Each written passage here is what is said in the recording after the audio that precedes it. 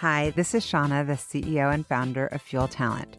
One of the things I have loved most in my 25-year recruiting career has always been the stories that people tell. Stories of leadership, career choices, company ideas, and team building. My inspiration for starting the What Fuels You podcast came from being curious about people's lives and wanting to help share their stories. What path brought them to this place? What decisions did they make that led to failures and successes?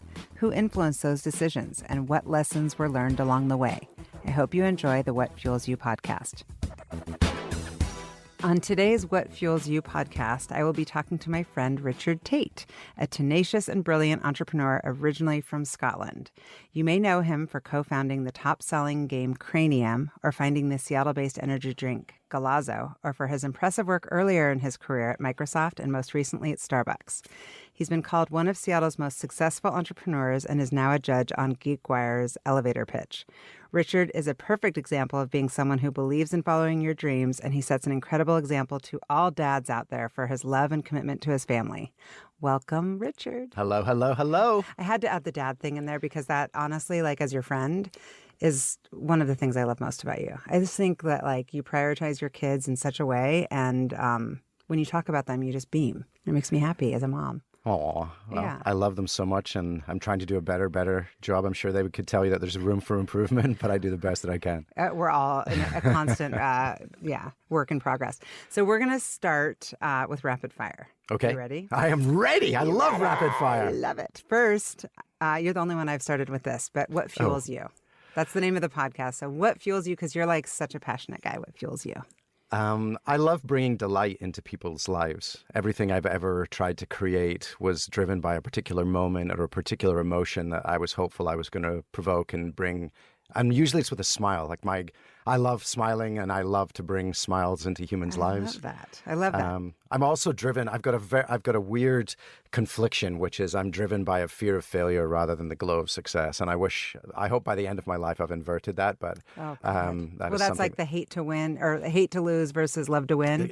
I would say happiness and bringing smiles into people's lives is what fuels me. I love it. I love doing it. And you're good at it. And what do you think is the greatest invention? My kids. The greatest. I loved Cranium. It was a very unique and special time. I've been so fortunate in my life to have invented so many different things and been a part of great teams. Really, that's been the beauty of them all, has been the collection of people that have joined me in pursuing those. And what's your favorite band? Oh my God, this is hilarious. So I grew up in Scotland, and when I grew up in Scotland, there was two bands that I loved. One was U2, which are Irish, of course, but Simple Minds was the Scottish band. You guys are all too young to remember them. I'm but not too young. They played at the Moore Theatre last week, and Amy and I went to see them at the Moore Theatre, and they crushed it. They had this African-American drummer. I'm sure she was probably British, but she was this black afroed out girl, 25 years old, on the drums, just thrashing it. I can see you being a drummer. I did play the drums. You played the drums? I wasn't very good, but I did. I played.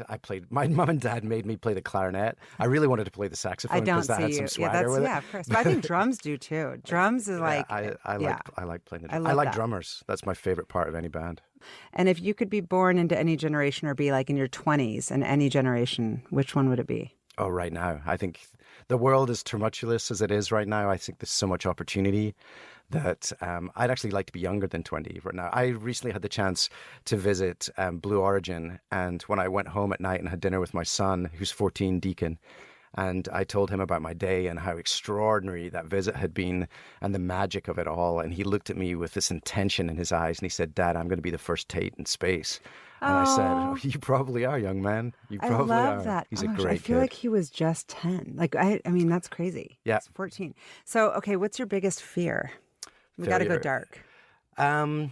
Letting people down. You know, I really, in everything that I do in my life, I've certainly had my fair share of disappointments. But I think going back to that fear of failure versus glow of success, it's letting people down. I think since I was a small boy, I've had that in the back of my head. Well, that's perfect transition because I actually want to talk to you about your childhood. Like, you grew up in Scotland. I've never been. Are you a golfer? No, I'm I always not. think of Scotland My and dad I think is. of golf. I was born, I have the same birthday as my mum. I've had a fantastic childhood. My parents were extraordinary. Yeah. And I was born at home on January the 17th, 1964, on my mum's birthday.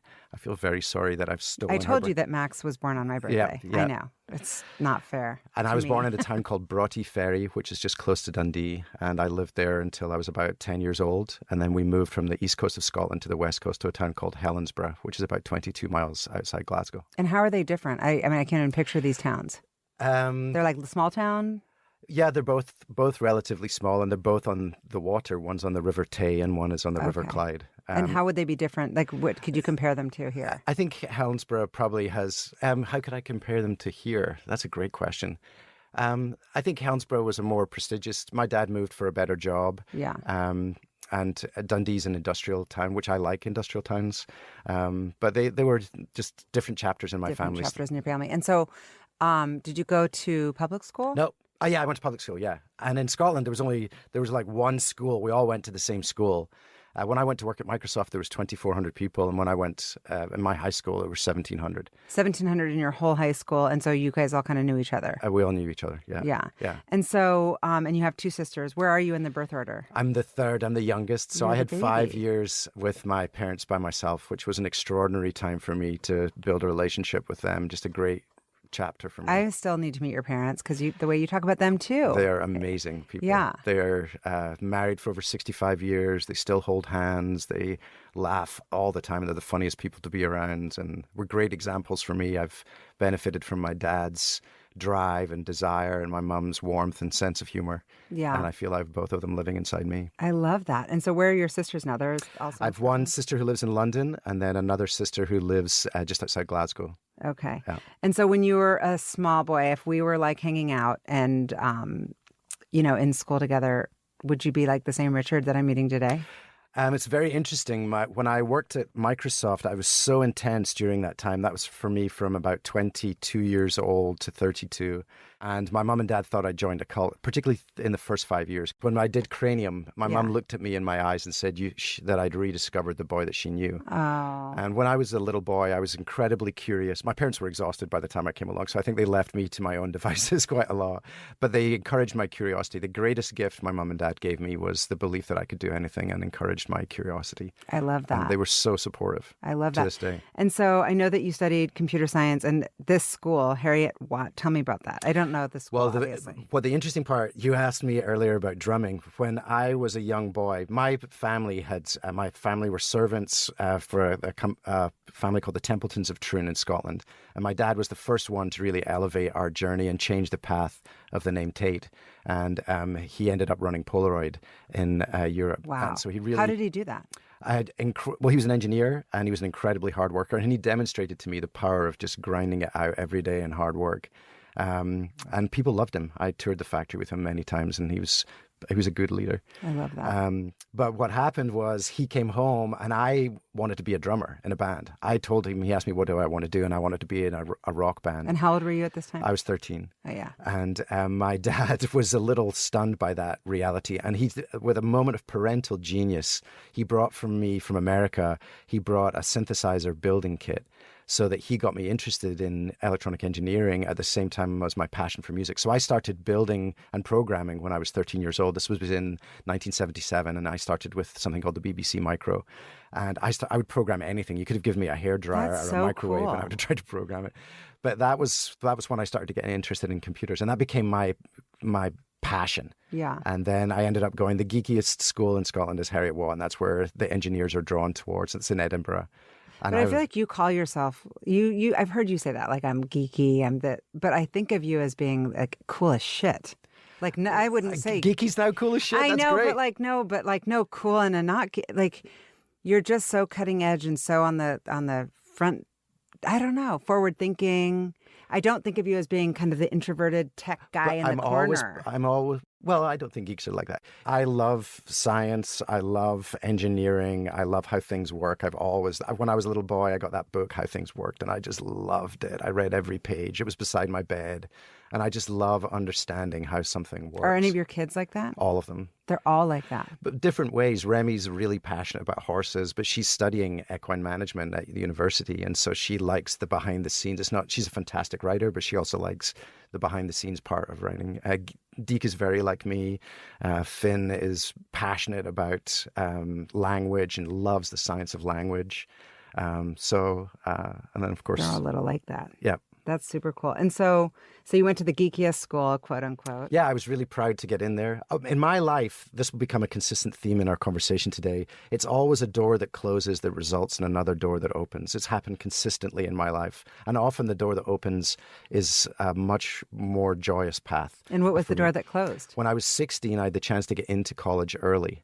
And so I applied to a college called Stirling University for early acceptance. And at that time, I was goofing off a lot. And I didn't take it seriously enough. And so I remember this haunting lunch with my family, all of them sitting around the table, and the letter came for whether I was going to get into college early or not. And I was so nervous about it. I went into the bathroom by myself and left everyone sitting at the lunch table. And I opened the letter in the bathroom and I hadn't got in. And I really should have got in. I had the capability to get in, and I just hadn't worked hard enough to make it happen. And so I emerged from the bathroom and nervously sat back down at the table. And my dad is looking at me intensely and said to me, my sister was the first in our family to go to college, to university, and I would have been the second. And he looked at me and said, "So?"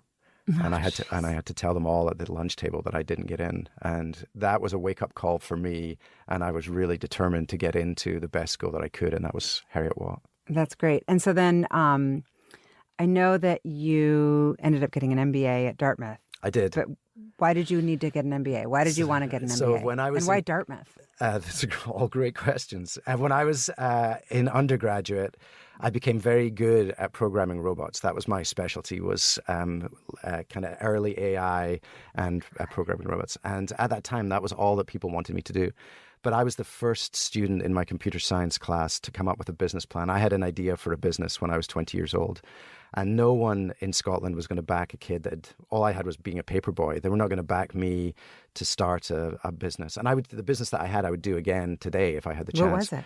I wrote an expert system to help you choose the right computer and printer for at home. It's even hard today. Like, How do you know if you're buying the right thing? Well, they did like decide.com that sold to eBay. I saw that, yeah. And I don't know what else is there. I guess just... But this was way before this. Oh, yeah. This I'm like, before they even had computers, right? Right. No, we had them, but it was very early on. So it was.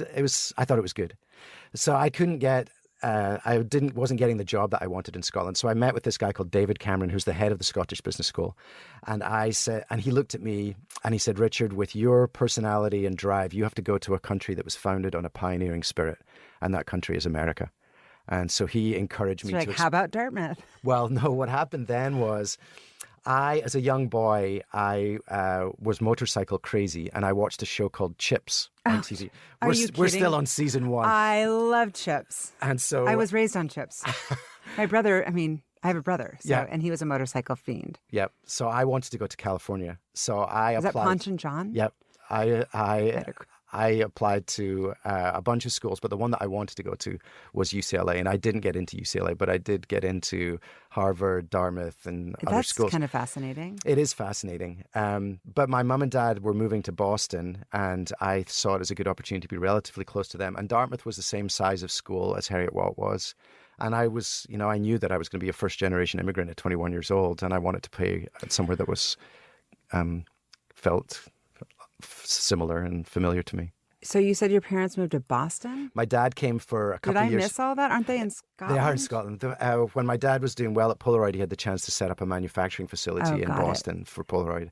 And so they moved to a town called Medfield, just outside Boston, for 4 or 5 years. And so why'd you choose Dartmouth over Harvard? I got delayed acceptance. I was 1 year delay, and I was in such a rush that I just wanted to get going. Yeah. And so I ended up going to Dartmouth. So did you love Dartmouth?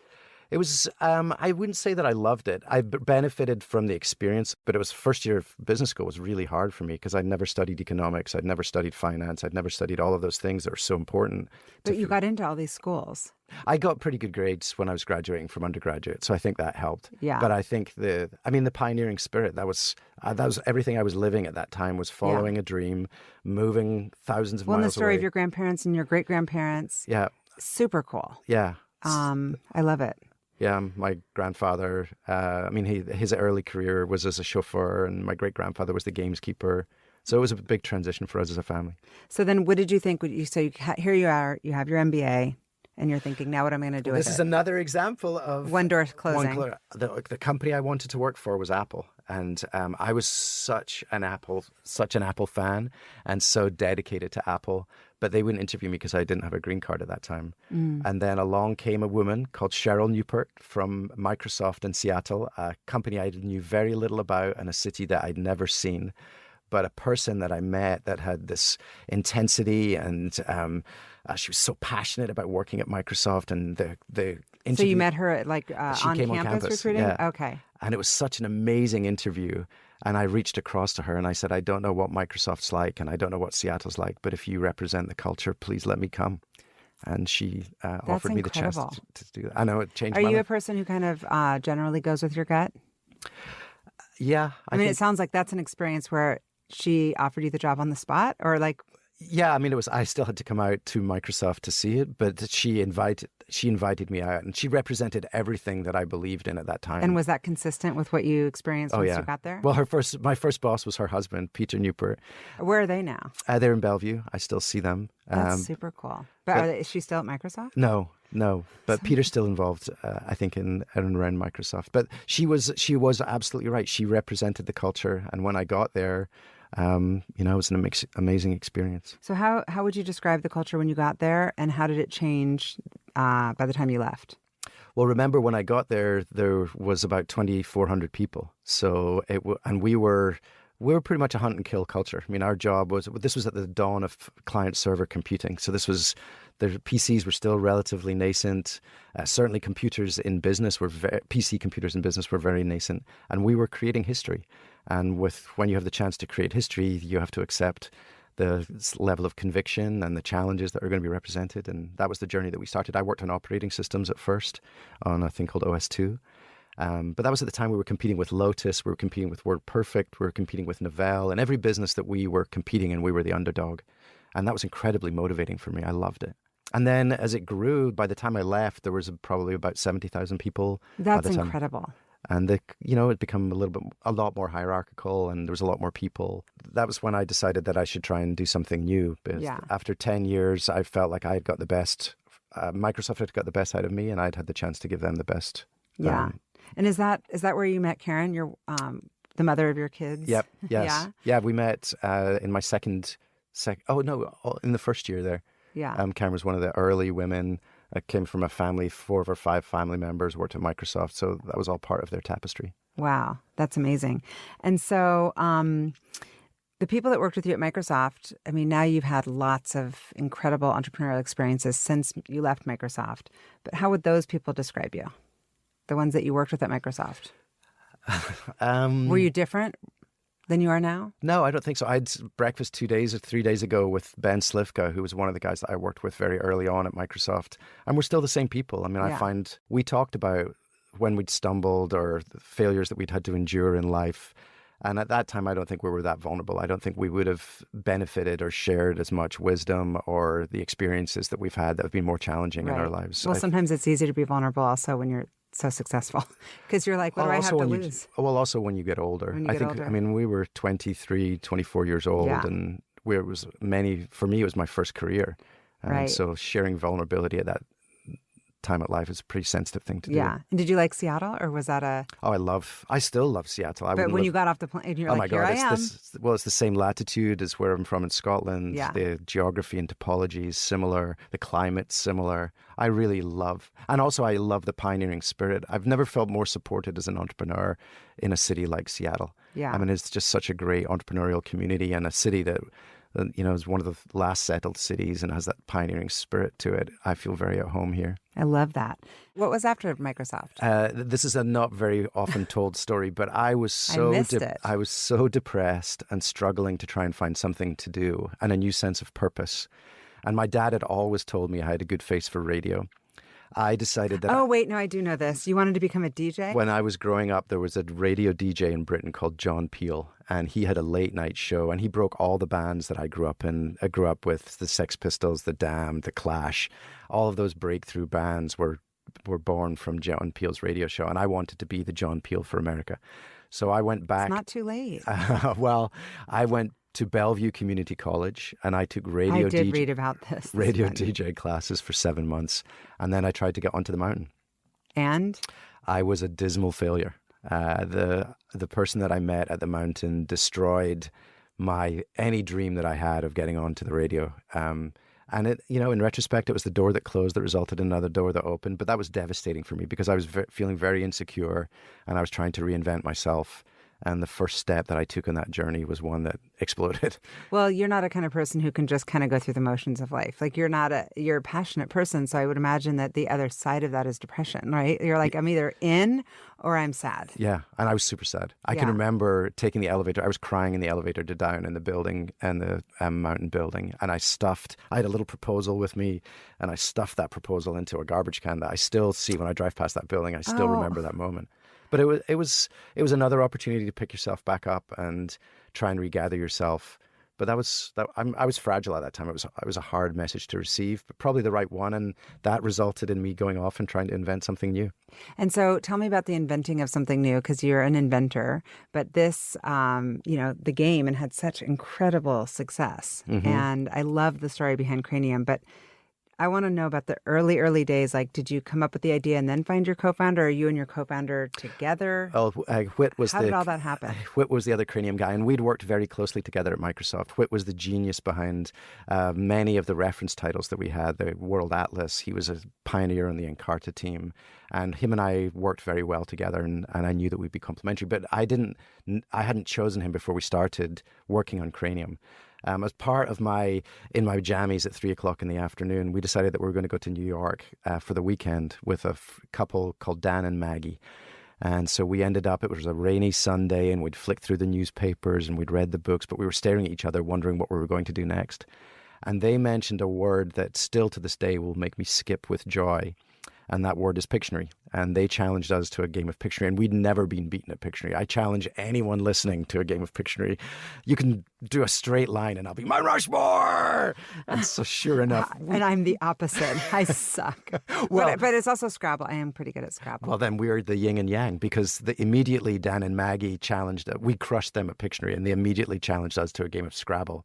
And they're maniacs. They keep their Scrabble scores but they in the also fridge. Probably know, my husband knows the two-letter words that you can just kind of study and know that like XI or something is like a word. Yeah. Unfortunately, I wasn't that adept. Yeah. And so they crushed us at Scrabble. And as I felt like I was an idiot in front of my friends and family, I thought, why isn't there a game that has something in it for everyone? Why isn't there a game? There is Cranium. Yeah. So on the plane home, I started to sketch out on a napkin, classic napkin story, of what a game like that what the experience would feel like and what would be the components of the game. And when I got back, I had nothing else. And so I went to Whit and I said, how would you feel about joining me in trying to create a game? And so you guys had any sort of structure around roles, or was that just a free-for-all, like let's just get out and start working? I think the roles became more, he's much better at ensuring the product gets shipped. I'm much better at the dreaming and the coming up with the concept. The vision, yeah. Yeah. And so we were a good complement for each other there. But at the beginning, it was all hands on deck. We were writing cards in my living room. We were printing them on Whit's inkjet printer. We were in Kinko's at night building prototypes. That's got to be, for you, I would imagine, and knowing you, like incredibly fun to think about those days. Yeah. And I think of them very fondly, but I still get to create prototypes and that kind of stuff. The cool thing with Cranium was we were hiding behind people's couches in their homes, watching them play the game and learning. Our first playtest ever was in my dining room, and we picked 8 of the hardest core program managers we could find from Microsoft. and they tore it to shreds. Oh my gosh. If you'd had a baby and you held it up, they would have told you it was ugly. But in all of that critique, they saved us months and months of development time. And their critique was so acute and insightful and deliberate, it was easy for us to follow. Yeah. And so it was a powerful moment. It's hard to put yourself in that vulnerable position, but it's efficient. It's very efficient. It's very efficient. And so I know that I've read this, that you sold your first 1 million games without any advertising. That's So correct. How do you do that? With a lot of tenacity and a little bit of luck. The tenacity part was, well, first of all, we ordered our first run of games, I think about 27,000 games, and Whit and I had missed Toy Fair. Yeah, I read that also. If you're going to create a game, make sure you go to Toy Fair just so you can get the lay of the land. Yeah. Well, we missed it. And so when we tried to sell Cranium to people, no one had any shelf space left. And so we were struck with the fact that we had all of these games coming on a truck and nowhere to sell them. And I was sitting in Starbucks with Whit lamenting about what idiots we were. And I looked up and I saw all of our target audience standing in line. Yeah, and I turned to, we called them dating yupsters. And I turned to Whit and I said, let's take our games to where our customers are rather than where games are sold. It's perfect. And that simple sentence transformed the games industry. And we were the first non-coffee product to be sold in Starbucks. With the first in Barnes & Noble. First game in Barnes & Noble. And each of How those... did you make that happen? Is that is that a Richard thing, that you just pick up the phone, fearless? Well, this is, I think, one of the key tenets or traits of entrepreneurs has to be resilience and tenacity. And for me, we were trying to get attention at Amazon, and no one at Amazon would return our calls. This is Richard from Cranium, click, click, click, click, click. And I was like, how do I break through? And we came up with the idea of hosting focus groups with friends of the buyers at Amazon. We found out who their friends were. Oh, brilliant. And so the next day, their friends would be coming into the office saying, oh my God, we had so much fun. We played this game called Cranium. And then I would be getting the phone call of, hey, Richard, this is Amazon. And then with Barnes & Noble, I flew to New York. I'll tell two quick stories here. I like the stories. I flew to New York with my little game under my arm. I get to the meeting and the woman comes to meet me for the meeting. And she said, what's that? And I said, with my chest out, I said, this is my new game, Cranium. And she said, we don't sell games. I'm really sorry that you've flown all this way. And I was facing... like you do now. And I was facing defeat. And then I looked and I saw two women standing by a water cooler in the office. So I went up to those two women at the water cooler. I said, will you give me 15 minutes of your time? They said, yes. I got the buyer into the room. I got my game set up. And then 15 minutes later, we were in 110 Barnes & Noble stores. Literally. Literally, it just took that one person to go. She saw how much fun it was. Oh my gosh! And then that was it. Now the last one I'll tell you was I wanted to launch in Britain with Virgin. As I'd grown up as a child, Richard Branson was one of my heroes, and I just loved his swashbuckling personality, and I thought it was a great fit for us with the game. And so I was struck with how am I going to get to Richard Branson. And then we had a young guy, Adam Tratt, who was our first employee. Oh, I know Adam. Yeah, he was our first employee. And he ran into my area and he said, dude, grab a game. And I said, what? What's going on? And he said, you have to go to Borders Books right now. And I said, why? And he said, Richard Branson is signing his autobiography. You've got to go. Go, get us in Virgin. And so I shuffled across 3rd Avenue in Seattle and then walked into Borders. And sure enough, Richard Branson was sitting there signing books. So I got into line with my game under my arm and waited till I was in front of him. And I'd read his autobiography and I knew that he loved to play games with his kids. And he said, we made a joke about my name. He said, what's your name? I'm Richard, blah, blah, blah. And then he said, what's that under your arm? And I said, it's my new game, Cranium. And he said, you know I love games. And I said, yes, I do. I want you to play this with your kids. And then he said, do you have a partner in Britain? And I said, no, I want it to be you. And with 4 or 5 days later, he played it on the plane on the way home with his group. And then 4 or 5 days later, I was at his house and we were launching with Virgin. Yeah. And so I didn't know this story. I always tell these, there's many. You're just like, I want you to write a book. You have to write a book like A Day in the Life. Because it's incredible. I read a book when I was a young late teen, early 20s, called The Celestine Prophecy, which is I love The Celestine Prophecy. It's very touchy-feely. No, but I love that. I liked it a lot. And it was at a time when I was feeling pretty insecure and it gave me confidence. And one of the areas of confidence it gave me was when I get into an elevator, I always say good morning and I engage. When I sit on a plane, I introduce myself to the person who's sitting in the plane. Wherever I am, I'm going to put myself out there, not in an awkward way, but just in a way that if there's the chance for me to build a relationship or learn from someone else's journey, or in this case, convince someone to join me on a journey, then I'm Yeah. going to take that opportunity. Well, that's why you're such an obvious person. I was so excited to have on the podcast because every time I'm around you, I learn and I leave kind of fueled, like just feeling full. And Aw. you're good at that. Oftentimes I talk to the person next to me on the plane, but sometimes I'm like, okay, I don't bring my headphones. Headphones. Where are those headphones? And sometimes I'm like, all right.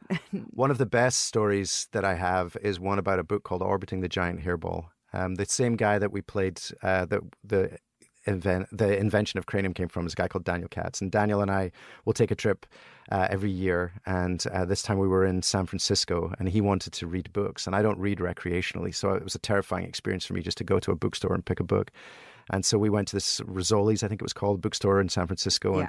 And Daniel's going around and he's collecting the Encyclopedia of Britannica. And I was actually stuck on the doormat and my feet just wouldn't move. I was so nervous. And so I put out my hand and I said, if there is a force, take me to the book that I should read today. And I closed my eyes and started stumbling through this bookstore. And my hand traversed so many spines of different books. But then my hand fell on this quite small book and my forearm tingled and everything inside of me, every fiber inside of me said, this is your book. And I opened my eyes and it was this tiny little book called Orbiting the Giant Hairball by a gentleman called Gordon Mackenzie. And I'm going to start crying, but I started flicking through the book and it had a lot of illustrations in it. And I thought, God, Daniel's picking up these volumes of knowledge. I can't pick up some kind of cartoony book. But I put it back and I started off again with my eyes closed. And the force said, that was your book. Go back and get it. This is like, what is with the intensity around that? You'll learn. So I go back to get the book and we go back to the hotel room and I read this book 6 times in a night. I couldn't sleep. And this was right at a time where I didn't have the confidence to trust my own creativity. This was before Cranium really got going. I was nervous about just whether I could trust my own creativity. And this book, it's all about instilling the conviction and trust of and celebrating creativity. And so I closed the book and I said, I'm going to do this. I'm going to do Cranium. And I was so inspired. I said, I'm going to call the author. What? I'm going to call the author and tell them what the difference they've made in my life. And so lo and behold, I go on the internet and good grief, Gordon Mackenzie's written for Fast Company. And oh my goodness, at the bottom of the article is a telephone number. And oh my God, I can call him.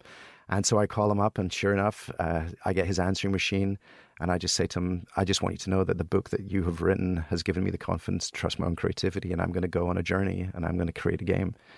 And 2 days later, he called me back and said, did I want to meet him? And I was like, of course, I would love to. Where did he live? He lived in the center of the country. I think it was Kansas. And he said, I'm going to be in Seattle next week to give a speech on creativity in the workplace to the Puget Sound Energy Board. And I was like, that's worth Have fun. I said, that's worth the cost of entry right there. And so I go early. It's on an Adobe church up on, I think it's on 7th Avenue in Seattle. And I hadn't been in a church since I was a kid. So I got there early. I wanted to get the lay of the land. And I'm roaming around in there and I see there's a spiral staircase and I start making my way up the spiral staircase. And this is going to sound beyond belief, but this is exactly what happened.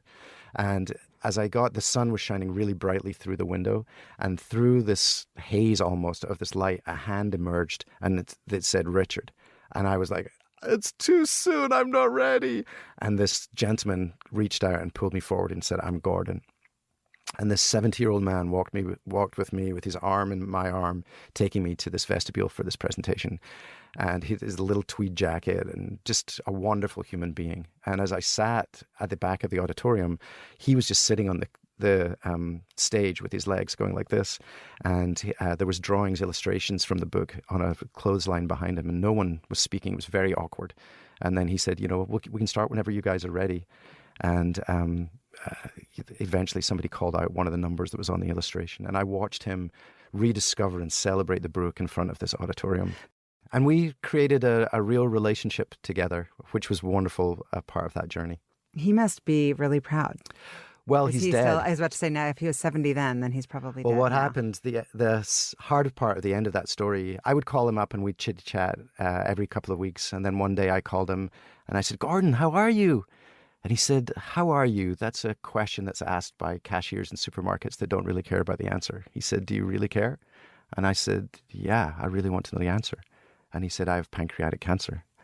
Oh. And he said, I only have a matter of weeks. And selfishly, I said, "You can't go." I said, you have more to do. I need to learn more. And he said, "The book is my gift." He said, "Share it often." And so me sharing the story with you today is part of that journey. And I'm getting my tingles. Of course. But he was very influential in my life and gave me the courage to follow my own creativity. That's incredible. Well, a lot of it is like the whole saying of like lucky people are lucky. Like I don't believe in that. I believe that you are a person who creates opportunity and creates like luck, quote unquote, because you put yourself in a position to, whether it's talking to the person on the plane or going out of your way to reach out to this author. A lot of it is just putting yourself out there and being open to the experience. And one of the best examples I have of that is one time I was in Houston, in Texas. I was on the board of directors for the toy industry. I was on that board. And I'd been on the road for about 2 weeks, and I was really tired, and I wanted to get home and see the kids. And I was walking through the lobby of the hotel, and I picked up the USA Today and tucked it under my arm. And I was thinking, God, I'm going to take a nap on the way to the airport. And as I left the lobby, I saw this stocky African-American gentleman adjusting the knot in his tie and adjusting his cufflinks. And his mission for that day was to take me to the airport. I saw my name in the back of the car. But I was thinking, oh, God, I just want to go to sleep. And as I got into the car, he got into the driver's seat, and our eyes met. His ebony eyes met my Scottish blue eyes in the rearview mirror. And I had this moment of, okay, I'm going to say something to him. I'm meant to talk to him. Or just the opportunity to strike a conversation. Yeah. And I said to him, "How's your day?" And he turned to me and he said, "Well, do you really want to know?" And I said, "Of course." And he said, "Well, I've had a rough start." He said, "I've got 3 little kids. Breakfast was really hard. I'm trying to introduce discipline in the morning." I said, "Oh, I've got 3 kids. I know how that goes." And over the journey, which was only 40 minutes, this was like a David Lynch movie. The lines were going past us at a different speed. Everything slowed down as he started to share his journey with me. And I felt so ridiculous in, me facing the struggle that I had, which was just that I was tired and wanted to go home. And this gentleman shared growing up in the South, overcoming so many challenges, racism, just his life at the beginning. And then he joined the army to escape, and had done 3 tours in Iraq and had Afghanistan and Iraq, and he'd come back, and his then wife had moved out of state with another guy with their 2 kids, and now he'd fallen in love with another. And he's telling you all of this in the 40-minute. And then he said to me, "Now I've fallen in love, and I'm trying to establish myself as the dad to these 3 kids." And his stories were so well told and so powerful and meaningful in everything he said to me. And when we got to the airport, he got out and walked around the car, and this strong hand helped me get out the back of the car. And he held, like shaking, as if he was shaking my hand. And he said, and he looked at me again, those ebony eyes, and he said to me, "Richard, remember, in life, it's not how many times you get knocked down, but how many times you get back up." And he drove away, and I can still see the red lights, the brake lights of his car as he drove away. And I wanted to spend another hour with him because his wisdom was so inspiring for me. But even when I'm saying that phrase to you, it swirled in my head. And in moments of insecurity now, I still use it as one of those things that I turn to and remind myself it's not how many times you get knocked down, but how many times you get back up. Oh, it's huge. I mean, the tenacity, but is that happening to you? Because by most people's definition, I mean, you're in the 1% of the 1%. I fail every day. And, But your definition of it?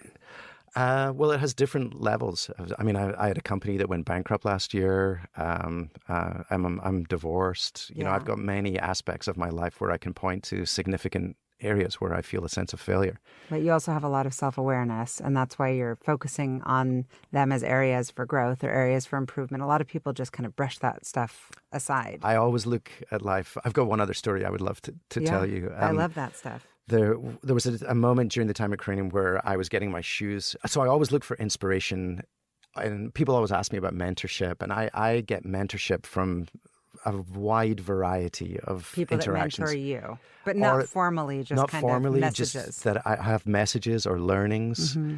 And there was a time where I was getting shoes shined at a Tully's coffee shop in downtown Seattle, and there was a gentleman there called Dave, who was the guy who was shining shoes. And when I went there at first, there was just 2 chairs, nothing else on his shoe shine box. And Dave, African-American gentleman, was working so hard at the shoe shine stand just to try and get some traction and get things going. But I was intrigued by him. He was asking very interesting questions and carried on a dialogue while he was providing the service.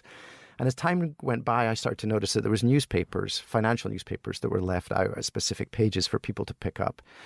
And then progressively over the next year, all of a sudden there was TVs around Dave's shoeshine station, and they were always on the financial channels. And again, I would watch Dave, and he would have the interaction between people in the shoeshine stand.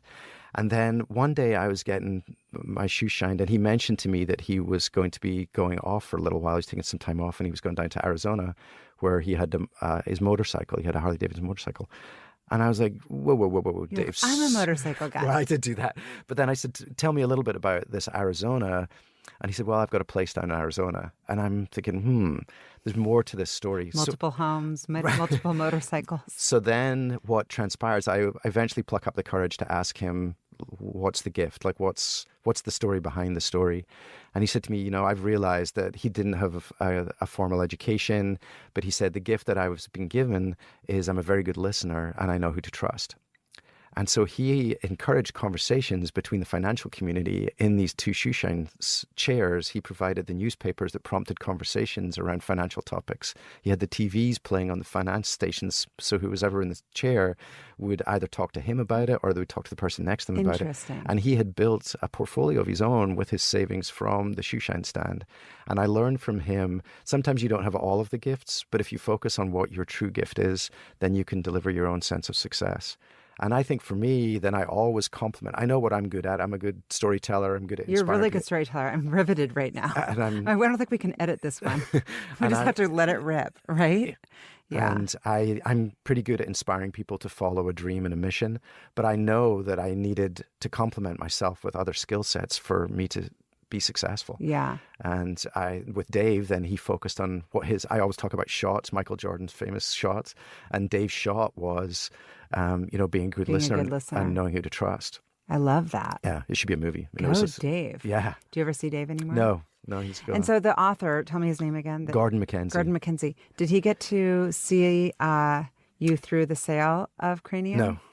No. Okay. So I know you sold it for millions of dollars, and that's exciting and cool, but it didn't ever seem like that was your driver. No, and I feel very fortunate. The world was going to hell in a handcart quickly in 2007 and 2008, and I feel as hard as it was, it broke my heart. And again, I felt like I let down the people who joined me on that journey. But at the same time, if we tried to sell that company 6 months later, it would have been a completely different story. Yeah, you got to do what you got to do, and I'm sure people understood. I've never heard anybody say anything but incredibly nice things about you. So I don't think there are too many people who are too disappointed. I'm sure there are some. But again, for someone who mentioned to you at the beginning of the interview that letting people down is my biggest failure, then I always try and do the best I can. So how do you think people misunderstand you? Well, I was intense at Microsoft. And I think they understood you as being like an asshole, or being a person who. I'm sure I was behaved sometimes borderline to that, and I have an intensity. I mean, I recognize that. I've been given that feedback many times by people in my life. That as your friend, I like it. I feel like energized by it, but I don't work for you, right? And I would imagine it would probably help me raise my game. To be honest, I'd want to be like Richard Reddy, because you are. You know what I mean? And I have many. Thank you for saying that. But I have many people in my life that I have that same. I've worked for Kevin Johnson for the last 2 years, and every time I had a one-on-one with him, it was a moment for me to be like, okay, game on. He is incredible. I feel so blessed to have had the time with him. And I've known him. I knew him at Microsoft, so we've known each other for more than 25 years. So you got to learn a lot from him. When we're kind of Gordon's age, and when we're in our 70s and 80s, what will you look back on and say that you kind of the mark that you hope that you leave, aside from putting smiles on people's faces? And that my kids are happy. And that your kids are happy. That's, as a parent, I get it. That would be the number one thing for me. We have lots to talk about on that. Yeah, it's very stressful when your kids are stressed. Yes. Yeah. I was told once that you're only ever as happy as your unhappiest child, and I think that's very, very true. So true. And when you have three, you're usually one. I have four. I have four. You have four. Oh, yeah, because Amy's. Yeah. Yes. So I have Remy and Finn are the 19-year-old twins. Yes. Deacon is my 14-year-old son, and then Bella is 10, and that's Amy's daughter. Yeah, 4 kids. So yeah, when you have 4, it even increases the odds that at least one is struggling with something. Yep. So yeah, it's true. But if I'm Gordon's age and looking back, I really feel I felt so fortunate at Microsoft to be on the frontier of 4 waves of innovation: client-server computing. Then we started something called the Solution Provider Campaign, which was a value-added new channel of distribution, which was super cool. Then I got into CD-ROMs and did multimedia. And then the online apps, selling one of the first cars on the internet, one of the first homes on the internet, Sidewalk, which was before Yelp. I feel so fortunate to You've have done a lot of really cool stuff. Yeah, and I feel even in the failures, Golazo was an amazing journey. I loved Golazo. Yeah, you did. I remember you were very supportive, and there was many people. It. And I wish the learning from you there was many learnings looking back on that. And I had a hard time recovering from that. It took 2 years for me to really come back and emerge back onto the entrepreneurial. Well, because you put your all into it. Yeah. You were living, eating, breathing, the resources, the time, the energy. And I loved it. I loved the community. I loved the passion of the team. It was fun. But the last year was hard. Yeah, super hard. I want to fast forward to this GeekWire elevator pitch. Oh, it's so fun. How did that come about? Well, it's so perfect for you. Oh, thanks. You're good at it. I tried my best, but I was inspired by it. I have been a huge fan and advocate and reader of GeekWire since the very beginning, and I love the team there. And so John contacted me and he told me about the concept, which I thought was breakthrough. Yeah. I mean, I watch Shark Tank all the time with Deacon. Me too. But I thought the concept of the elevator pitch was so Seattle, so disruptive, so fun, that there was no way I could say no. I thought it was perfect. Such a great opportunity. And I have a huge respect for everyone that was on, and the team as well as the fellow judges, and for the entrepreneurs. So that was both a great opportunity and also introduced some challenge on the show because people were at different stages. Totally. It's a really interesting time to be in Seattle right now. Oh, I think so. Are there certain kind of attributes that you find are kind of a common link among those that you like to hire in general? Are there attributes that you're like, people who are successful have XYZ? I love to find how people think versus what they know. So I think experience is very valuable, but I focus on problem-solving skills and the ability to tackle problems. So I will always look to see how, even if they don't answer the question completely, how were they approaching the problem? How did they break the problem down? I love empathy. I hired Satya at Microsoft. And so during my interview with him, he was so smart. I read this about the baby. Yeah. Well, at the time, I was just trying to think about how was he thinking about being compassionate. He was so smart and so articulate and so good, but I could sense that there was something around empathy that I had to dig deeper at. And so I asked him if he came across a baby who was crying and abandoned in the street, what would he do? And he paused thoughtfully, as he always does.